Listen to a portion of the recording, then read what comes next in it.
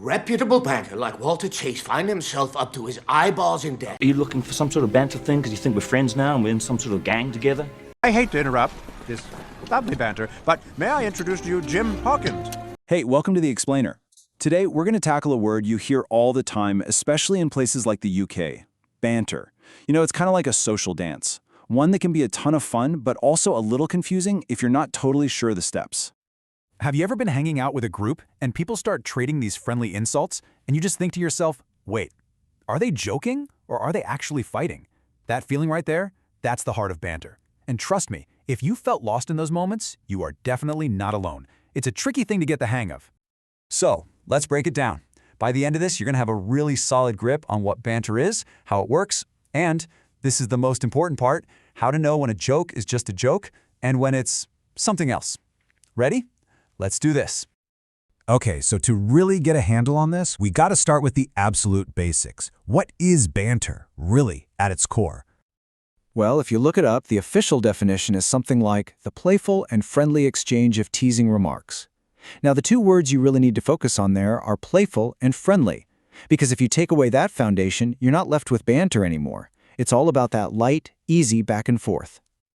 Let's dig into that a little bit more. See, good banter has three essential ingredients. First, it has to be playful.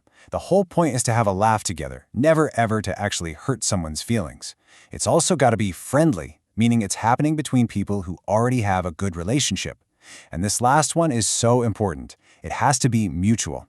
It's like a game of tennis. The ball goes back and forth. It's not just one person serving insults over and over again at someone else. And you know, just like any game, banter has rules. Now, these rules aren't written down anywhere, but following them is absolutely key to making sure the fun doesn't cross a line and end up hurting somebody. So here they are, the 3 golden rules. Rule number 1, know your relationship. A joke that would be hilarious with your best friend could be a total disaster with a new coworker. You get it. Number 2, you've got to read the room. Be a bit of a social detective, right? Look at their body language. Listen to their tone. Are they smiling, leaning in, or are they getting quiet and looking uncomfortable? And that leads to the final, most important test, watch for a smile. If the other person isn't laughing along, it's a huge sign that it's time to stop. And this is where we have to get serious for a second, because when those rules get broken, banter can very quickly morph into something way more harmful, bullying. The line between them can feel thin sometimes, but believe me, the difference is massive. Just look at this comparison.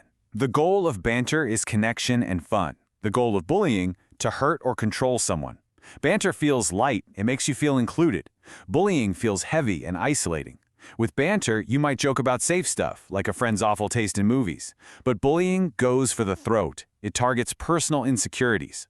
And maybe the biggest difference is power. Banter happens between equals. Bullying is always about a power imbalance. Think about a comment like this. Wow, you really messed up that presentation. Are you even trying? This fails every single test for banter. It's not playful. It's a direct attack on someone's ability, and it's clearly designed to make them feel small. That's not a joke. It's just an insult wearing a disguise. Okay, enough about what not to do. Let's look at what good, healthy banter actually sounds like and see how it really does build a connection. All right, so here's person A. They're teasing their friend about their ancient music taste. Notice the topic. It's safe, it's not a deep personal attack, and it's probably a running joke between them. And here's the perfect comeback. Person B doesn't get upset. They roll with it and toss a gentle joke right back about something equally harmless, their friend's terrible gardening skills. See, it's playful, it's mutual, and you can just picture them both laughing. That is classic banter. Okay, so now you can tell the good from the bad. But what do you do when you're in the middle of it? Here are a few simple tips you can keep in your back pocket. Honestly, a great way to start is to just listen and observe. Watch how friends or coworkers you trust interact with each other. If you feel like jumping in, start small. Try a little light humor with people you already know really well. But also remember this, you don't have to banter to fit in. It's totally okay to just listen and enjoy the conversation. And the most important rule of all, trust your gut. If a comment hurts, it's not banter, period, and it's always okay to step away. Because when you strip it all away, the real goal of good banter isn't just about being funny, it's about connection. It's a way of signaling trust and closeness, of saying, hey, our friendship is strong enough that we can joke around like this. And if you can keep that in mind, you'll always understand what banter is truly all about.